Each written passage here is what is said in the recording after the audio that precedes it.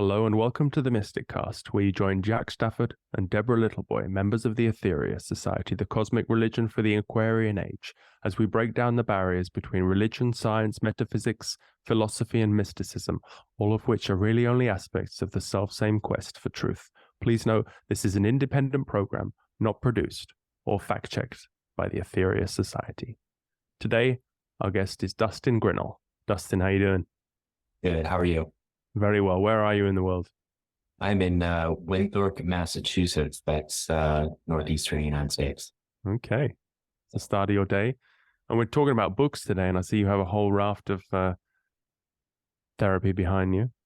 I wanted to start with a short introduction about your that we took from your website, which I think nicely encapsulate what your work is about.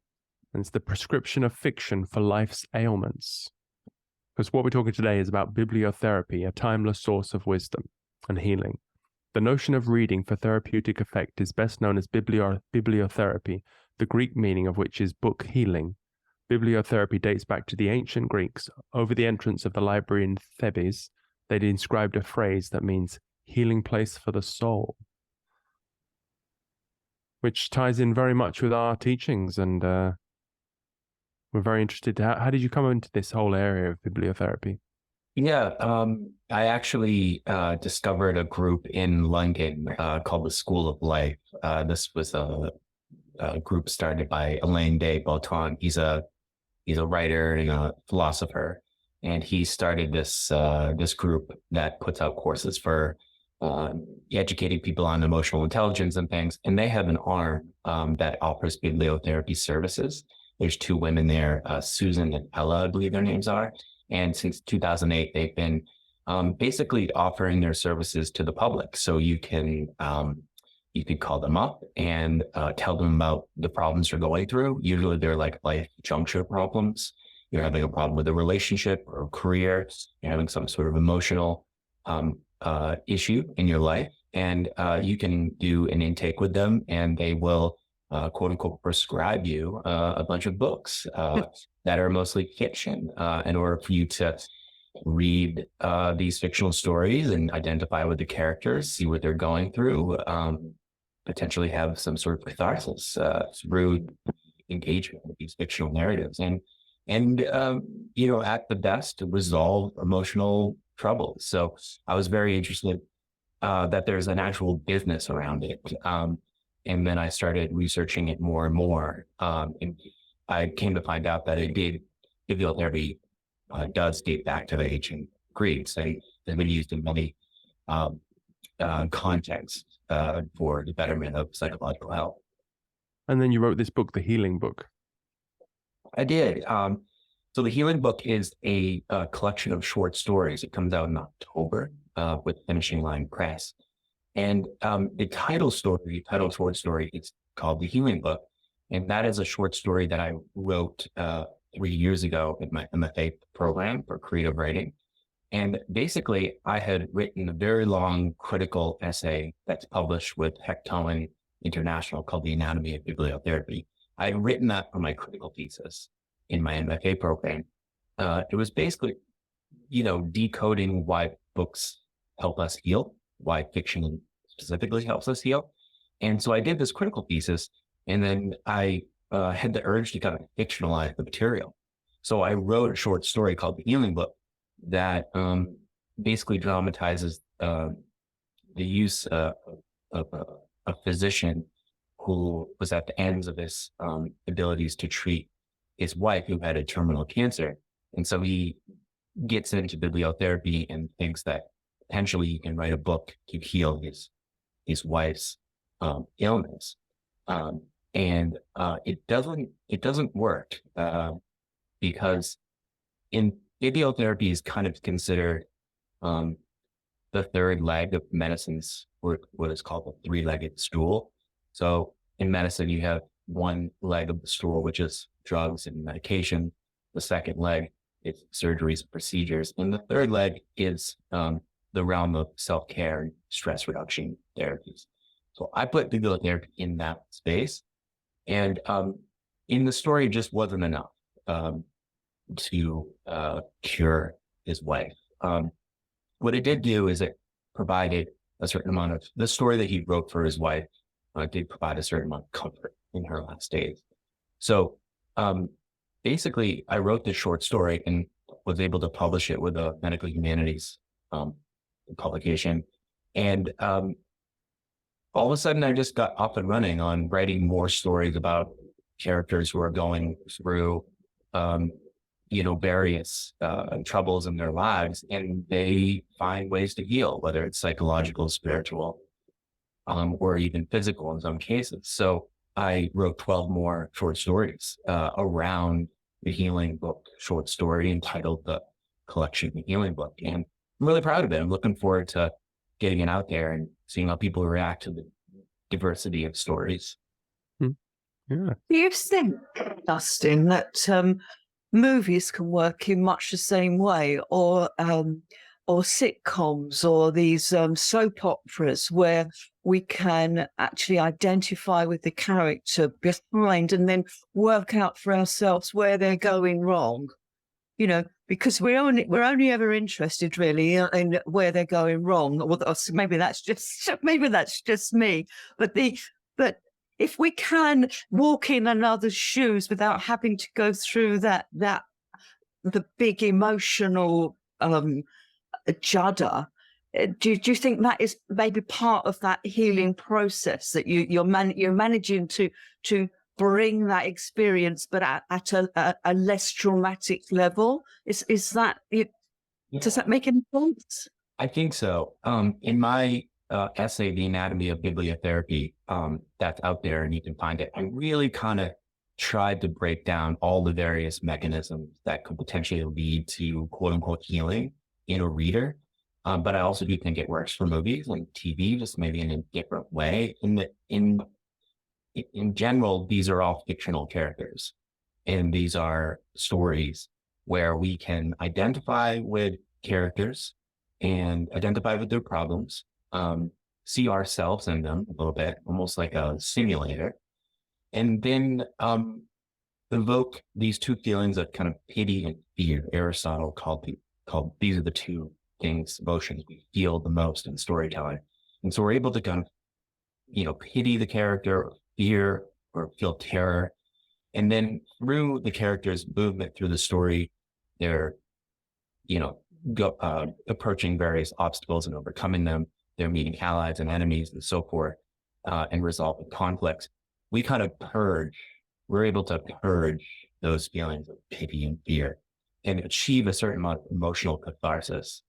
And then that's the kind of second step. The third step is to kind of then kind of integrate those insights into ourselves, take those away and put those into ourselves. In some cases, those can be sort of shadowy aspects of human personality. It's not all just positive. I think a really, terrific example of a movie that does that, at least for me, it's, Good Will Hunting. That's a movie about a character who is troubled emotionally because he had a very traumatic childhood, an abusive household, and he's very defensive in his like late teens, I think it is, or early 20s. And that movie even really dramatizes, a character who's not quite aware of their problems, and he meets someone, a therapist, who's able to draw out these issues and help him work through it so that he's able to overcome his troubles.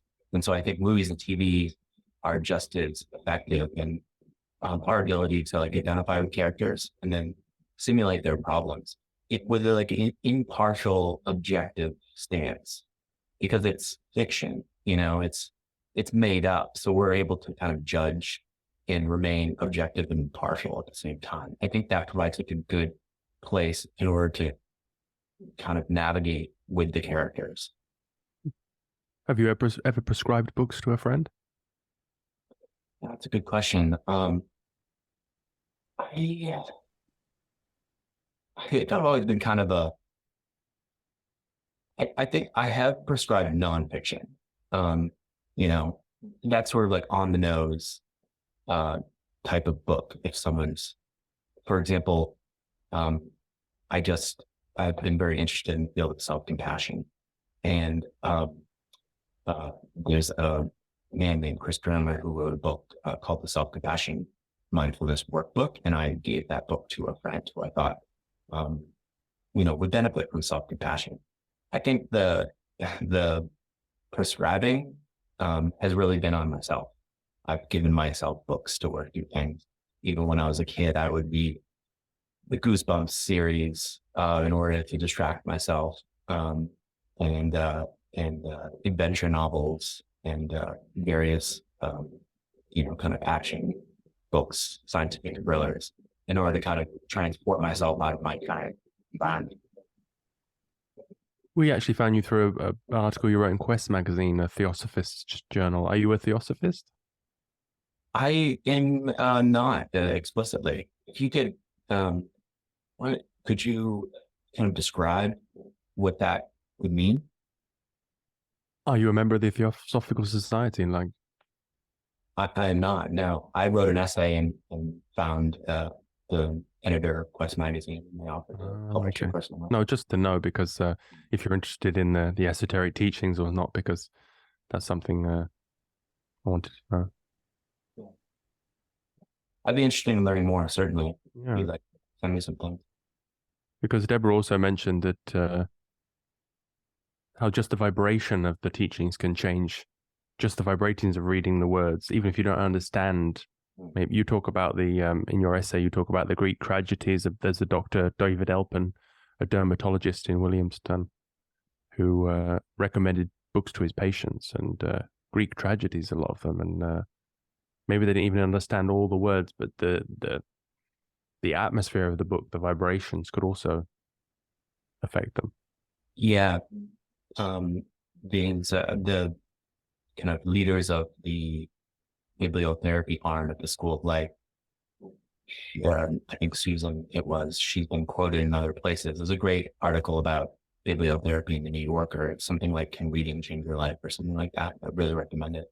And the author had requested services from the School of Life, and she talks about how the kind of rhythm in the rhythm of the prose, the way it's written, can in some cases be calming or comforting.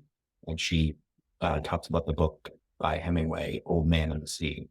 Mm-hmm. And she said she always found that book to be the way it's written, the arrangement of the words, the syntax, to be a very soothing kind of, experience for her.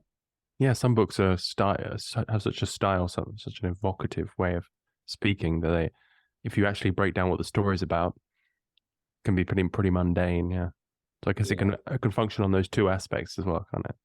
Those two areas.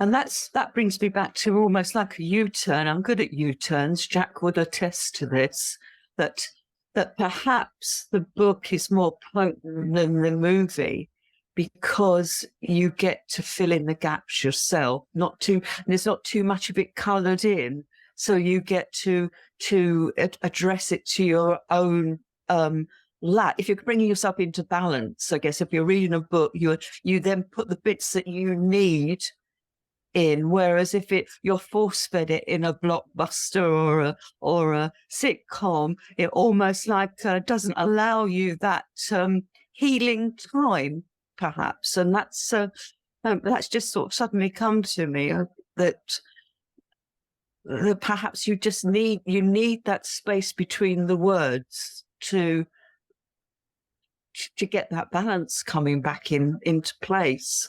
And I'm sorry, and now I go on, but maybe that's what our teachings on the 9 freedoms about, Jack. We've got the cornerstone of our teachers. I think I sent a bit through to you, Dustin, is that we have these fabulous transmissions, these messages from cosmic masters, very highly evolved beings, which we got through Dr. King, who himself was a highly evolved yogi, which just meant he could bring the messages through. So we got the vibration because we could hear.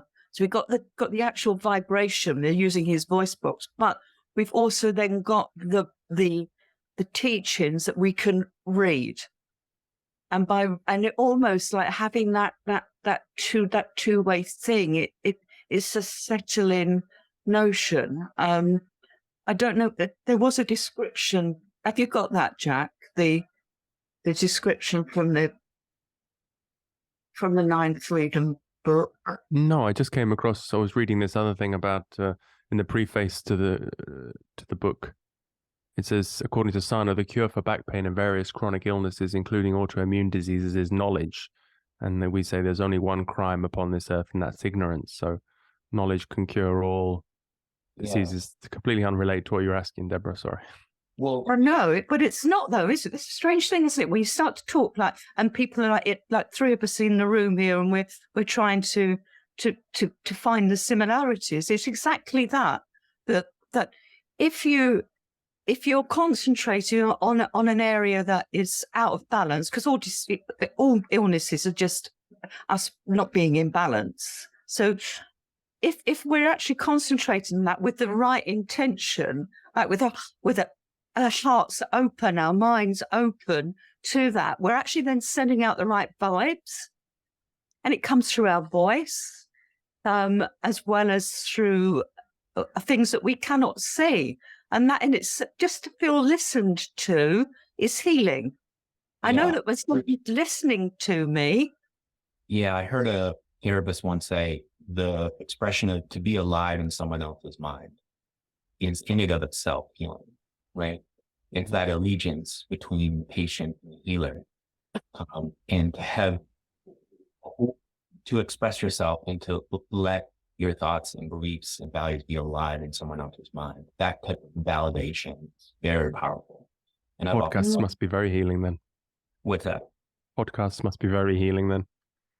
Yeah, indeed. I think what you quoted earlier, the Sarno quote, John Sarno, he had since passed. He's a physician in New York, and he was kind of he was a rehabilitation physician. And he had kind of a cult following among patients and the public because he had a very, very high success rate on curing back pain, which is a chronic issue for many, many people. And he wrote several books, one of which is called Healing Back Pain, which is a classic among people who are chronic sufferers. And his cure, he always said, was knowledge. And what did he mean by that? He meant that that the sources of the back pain, the causes of it, weren't figured out by most patients. Most patients thought that there was some sort of like physical problem with someone's back or vertebrae. And in some cases, X-rays and MRIs would confirm that. But there's a lot of research that shows people can be, triathletes their whole lives and have really terrible vertebrae, and they can have no back pain in their entire life. And the opposites are true. People whose vertebrae are completely structurally deficient can have chronic back pain. So what's the problem here? And the problem, Sarno said, is that it's knowledge. It's that there are emotional problems at the root of chronic back pain for many people. And those emotional problems are usually sadness and anger, and a kind of personality profile that is usually pretty perfectionistic, and highly conscientious. And this kind of like conscientious way of going through life causes a lot of internal stress to the unconscious mind. So he evokes Freud a lot in the sense that, we're just living in society. There's a lot of bitter compromises that we have to make, and it can be anger, and it can cause sadness, and this can convert due to mind-body connection into pain for many people. And so many people have read his book, just read Healing Back Pain, and their pain went away completely. It didn't return. And so the curative agent is in fact knowledge. And I find that very interesting, that just making the link between the mind and the body and understanding unconscious forces can cure a physical malady for some people. Deborah mentioned you were reading the Nine Freedoms at the moment. How are you getting on with it? I have the copy here in front of me. Yeah. No, I got through like the first maybe 20% of it. It's kind of something that's unusual. I've never read anything like it before. Um, I I get the sense that I'm reading something like a spiritual text, and I'm not really sure how. I'm not really thinking I'm taking it literally, although anybody who subscribes to what's in Dr. King's work can do that. I'm reading it more of like a metaphor, almost like a parable, and I find it really useful in that regard. In that there's kind of a disease that previous civilization had suffered from, and they were able to overcome it. I think one of the things you said when we were meeting each other was that knowledge is really cure for fear, and that's like seems to be at the heart of this book. What kind of knowledge are you referring to? Well, it could be knowledge of anything. I mean, if you know about something, you can't be afraid. You're not afraid of it. I mean, that's what I've found through all my life. All the things, be it public speaking or, once you know how to do it, you're not afraid of it, are you? I mean, Deborah was very afraid of coming onto podcasts, but now she's doing it. She's not afraid. Computers, once you know how to use them, they give you a lot of fear. But so everything comes through unfamiliarity, isn't it? That breeds fear. Have you found that in your experience? Or? Yeah, I think so. I'm trying to think of an example. I think one of the reasons why I read Healing Back Pain is because I was suffering from low back pain about 7-8 years ago, and I found the knowledge that this pain was not being caused by a physical problem. I found it very useful. And in fact, what it helped me do was just realize that like my back isn't broken. There's other things going on. So just knowing that removed the level of fear around the pain. And so I was able just to engage more with exercise and just get my, exercise routine back on track without that overlay fear on top of it. So just kind of knowing what was really going on was really helping me to re-engage. And then, you got stronger, the core gets stronger and things get flexible, and all of a sudden you're on the other end of it. Yeah. It's different between a book that's educational, gives you practical tips, and the bibliotherapy you're talking about in the beginning was really about on a subtle level how it can cure, which I found very interesting. Yeah. Yeah. Are they still doing the courses? Can you still contact those people and ask for advice? Which courses? Can you ask? Are there teachers in bibliotherapy in London? Are they still doing it? Oh yeah, you can do it. It's sort of a cottage industry. I'm sure you can find bibliotherapy. It's all Is it Jungian? Is it, or did you say it was Theosophy? Or I don't. I'm not sure if it subscribes to any particular philosophy.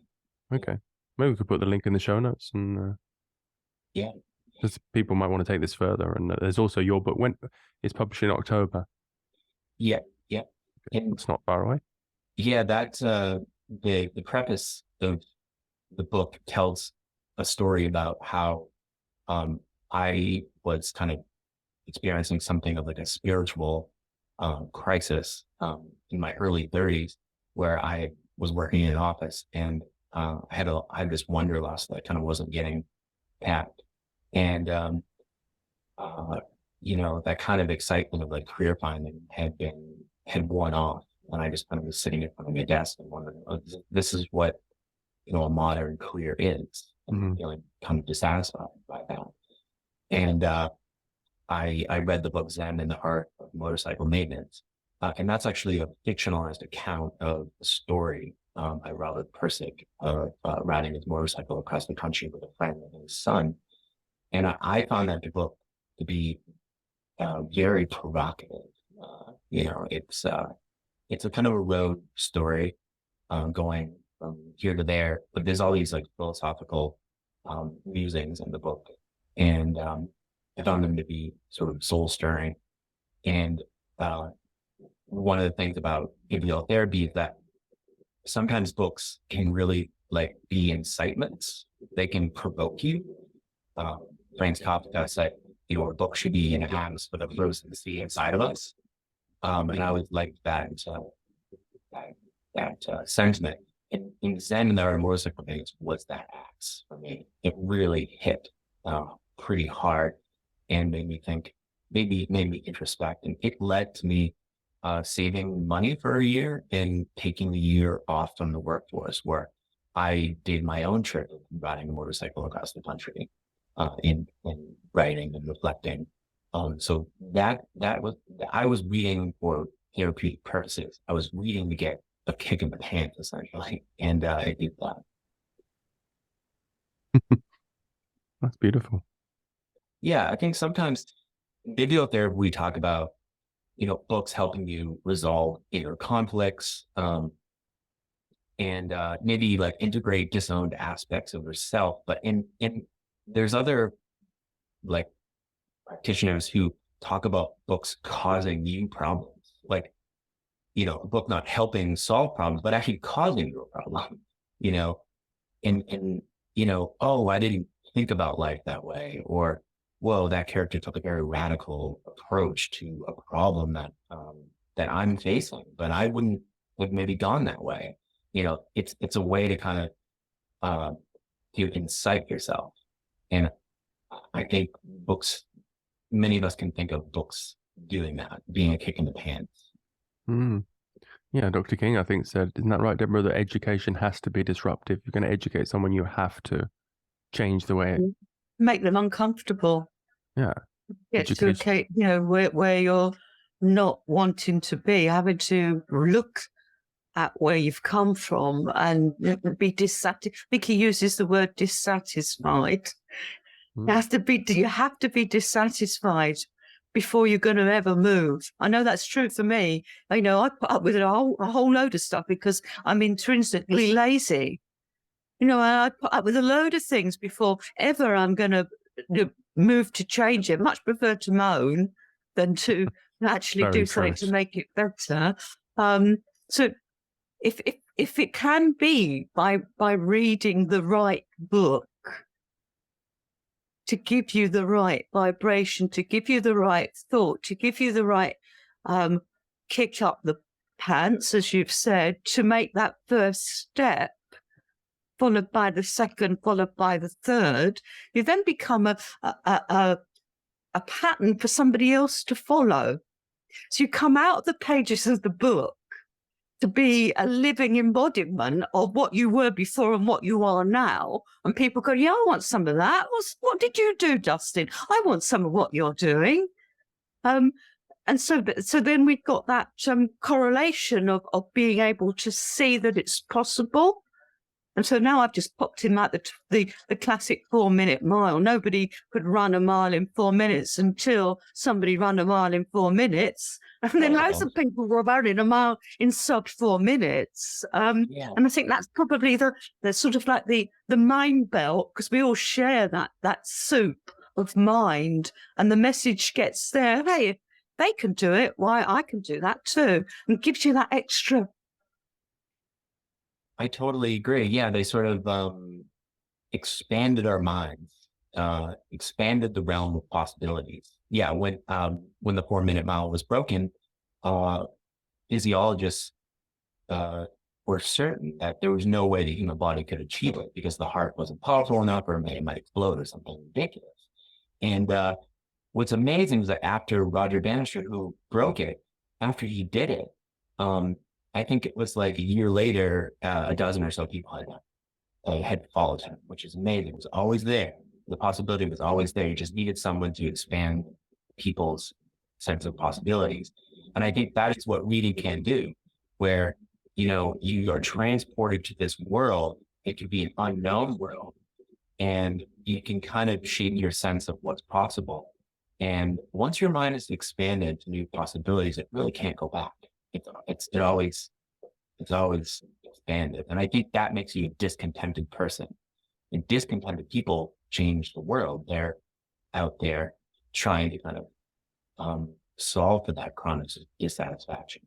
Well, I'm very dissatisfied. I'm very discontented, especially after reading the Nine Freedoms, knowing that I've, in the incarnations in Lemurius and Atlantis, I was a much more evolved being. Obviously, there was more energy then, and I've devolved, and that I've forgotten my past lives, and I'm a very limited person. And there's all these truths. It's very frustrating, depressing.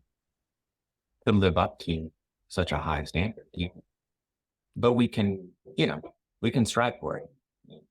Well, to get back to where we've been there, Dustin. That's the thing. We've been told, and if we that's a possibility. And so if that's a possibility, and somebody has gone before and shown it, which we have in many masters of yoga, whoever you're following, they show it, then it's possible. It might be, you might have to use your binoculars and squint a bit to see, but you can see that there is a path to follow. So, yeah. It's different knowing it's different knowing that there's a mountain to climb and knowing that you're already on that mountain, but you've fallen off it and now you're just making your way. But that's more frustrating, isn't it? One thing I talk about in my essay about bibliotherapy is this idea of solidarity. And I think that can be a powerful effect that reading the story can have on you. And I talk about how Alcoholics Anonymous, the founders, really discovered that solidarity was the power that helped people stay sober, get better. And it was really this kind of ritualized exchange of stories where people can see themselves in other people's lives that make them feel less alone.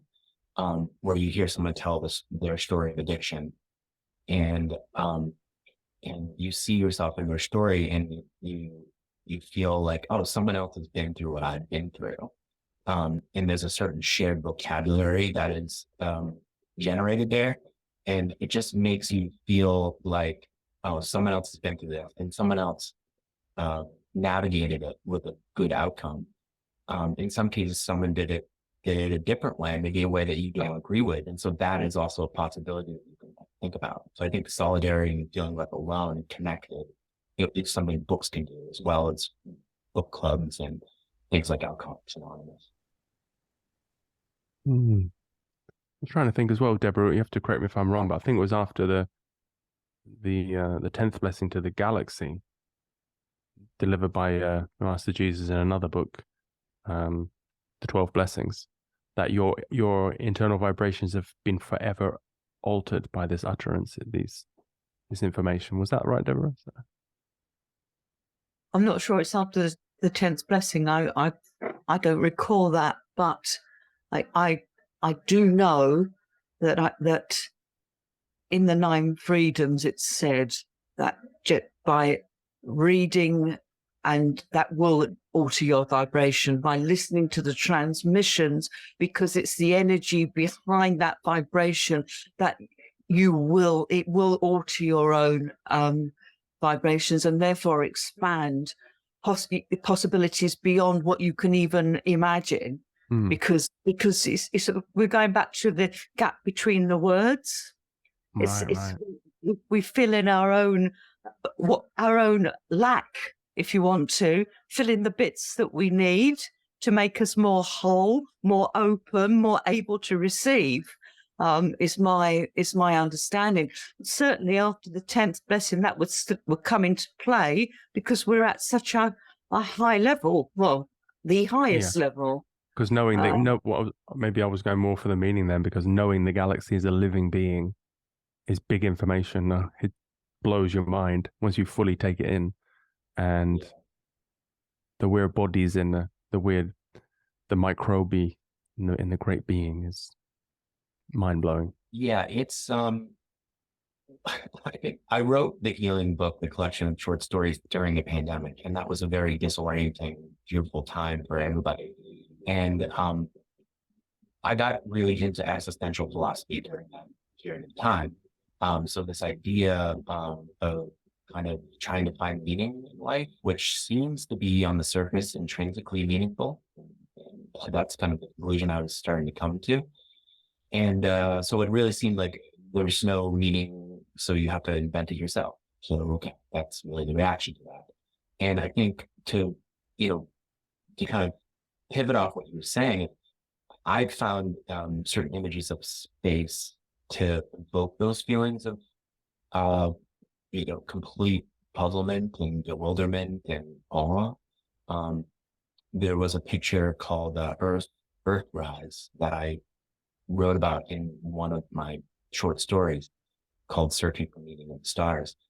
And it's about a physicist who sees that picture of, basically it's a picture an astronaut had taken on the lunar surface of the moon. And they had taken a picture of Earth rising like the sun above the lunar surface, right? And so there was Earth seen in a completely different perspective. We've never seen Earth like that. We've never seen our planet. It just kind of that blue marble in the empty blackness of space. Spaceship Earth, yeah. Yeah, Spaceship Earth, yeah. And there's something horrifying about that to me, and something also completely, inspiring. But when you realize it's a living being, millions of lives more evolved than us, and eventually we evolve into planets where our consciousness accumulates after the 9 freedoms. It doesn't explain in the 9 freedoms, but we go on it goes on to explain in other texts that it's a living being, and planets form suns, eventually they evolve into galaxies, and it's just a continuation of consciousness back to God. It's also mind-blowing. Yeah, I would find, I'm obviously just starting to encounter your work and your kind of philosophical tradition, and I would find that to be very unusual. I haven't heard that before. Yeah, before I heard the society because people talk about the Mother Earth, the might, they talk about the Gaia, being a conscious, but they didn't say that we evolve into a planet eventually, or that it's that, it's a really intelligent being that you could communicate with if you were that evolved. I mean, Dr. King, he voyaged to the center of the Earth, if he projected into his etheric body and went down there and saw an aspect of the Logos and a small part of it, and he was pretty blown away by that. Yeah, I think one of the things one of my reactions to this work is kind of it's something very metaphysical. There doesn't seem to be any scientific data either way to kind of to validate these viewpoints, and so there's something of a going on faith, I think, going on, that. Well, that's could you come back on that, Deborah? It's a case for me. I can only speak for me, but it's a case of when I really allow the vibrations to sink in, it may be 3 or 4 days later that something will come to me that hasn't come in. I couldn't possibly have consciously. It was not even in my whole.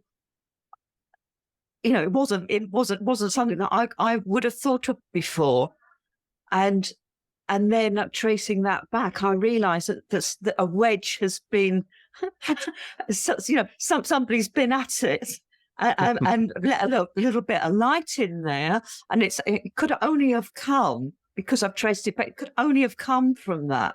So the metaphysics of it really is for me, and I'm not an educated woman, well-educated woman, but the truth is for me, I know that my mind is being affected, or there are more neural links going through my brain, which allows me to see things in different ways. So that's my truth, and I can't really go beyond that. So when I read your book and read your experiences with books, I understood. And which is why why I so wanted to be able to speak to you like this, because by opening up and speaking and sharing can we find common grounds from completely different backgrounds. So, yeah, for me, it proves itself It's like because seeing a I proved UFO it. or a ghost, you don't, if you see a ghost or a UFO, even if you took a photo of it, it's no proof. No one will believe you. And it's just kind of the same with metaphysical truths. It has to resonate with you. You got to know in your gut. Yeah, okay, that makes sense. Yeah, that ties in with what I've read in the Bible. That's the Bhagavad Gita. That ties in with what the yogic teacher told me. And because you're standing on the shoulders of these people who, if someone gives you directions and they're from the area and they know, you trust them, and if they're right about this, they're right about that. And so that's the way we get it as well, because, if somebody's told you a bit of truth and that proved to be true, sometimes you have to just accept that you don't know these things. And so if you were wrong about not that first thing, maybe you're going to be wrong about these other things, because we all have these prejudices. Yeah. And I think my prejudice is a very strict adherence to like a scientific, rationalistic perspective. Good thing. And, because I have a background in science, and even growing up, I used to love reading popular science books.